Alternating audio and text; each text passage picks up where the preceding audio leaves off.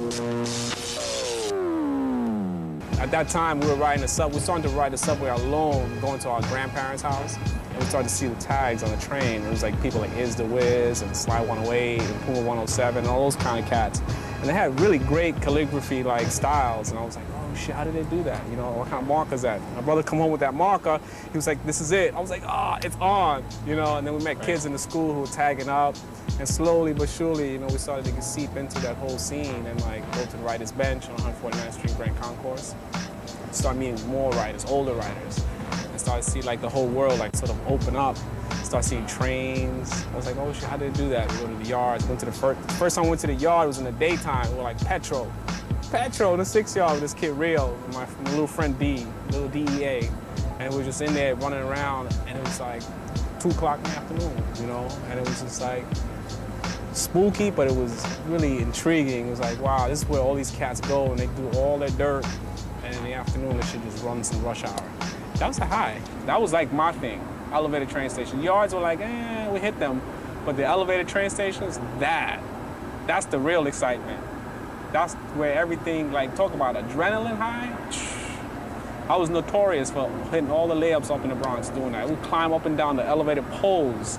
When the cops would come, we jump down, slide like Batman and Robin, sliding down the pole, and we down on the street and just jet into the neighborhoods. You know, yards were like, we have to be more cautious because you're on the ground level. You have the same advantages a cop has over you. You know, it's just a little bit uneasy that way. You know what I'm saying? They have a real, like, they can grab you. When you're on the elevated train station, they're more afraid of walking down that track. And I'm running down that track. They're walking down that track. I'll slip in between the tracks, slide down the pole. They won't do that. They'll walk back to the train station, go downstairs, and then get in their car and start searching the neighborhood. Oh my God, I lived in Brooklyn. Everybody thought I was from Brooklyn. They're like, oh shit, KEL's from Brooklyn. And I was like, no, I was in the Bronx. You know what I'm saying? But I went to like almost every yard in Brooklyn, you know, like a yard on Van Sicklen. The J yard, which is the East New York yard, I practically lived in that yard. Was there one yard that was like notorious? The J yard. The J yard? Yeah, East New York yard.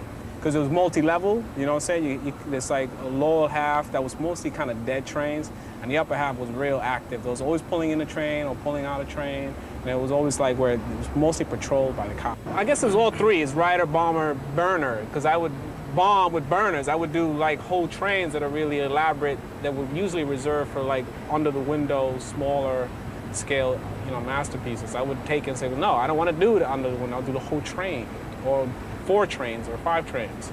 So I would go out like that. Yeah. What's the most amount of trains you did? At once. At once, I did about six cars. How'd you have enough time to do that? Work real fast. Yeah. Well, you work real fast and also improvise. You know, you you start out with a game plan, and you know, as time went on, that game plan just became on the minute. Okay, it's on. Here's 50 cans, do it. You know, and at that point, we start with a game plan, and once the game plan or that agenda was achieved, then we turn around and say, okay, there's 50 or 20 cans extra. Got to do something. I don't want to leave there walking at a pain. I want to use every single can. So then I just, at the top of my head, would just draw things. Did people used to make markers? Yeah.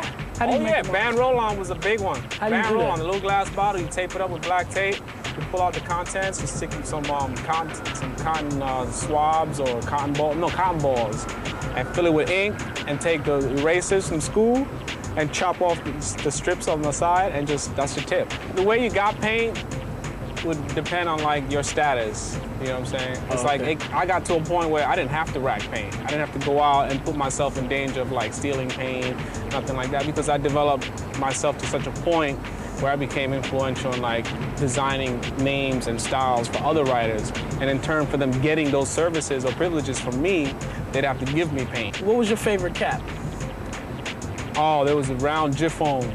It worked the best on a Red Devil spray can. It gave us a really consistent, juicy, kind of like thick, round spray. And it just filled like 2 strokes and everything was filled in really opaque. It's like the best. Okay. I don't think they make them anymore though.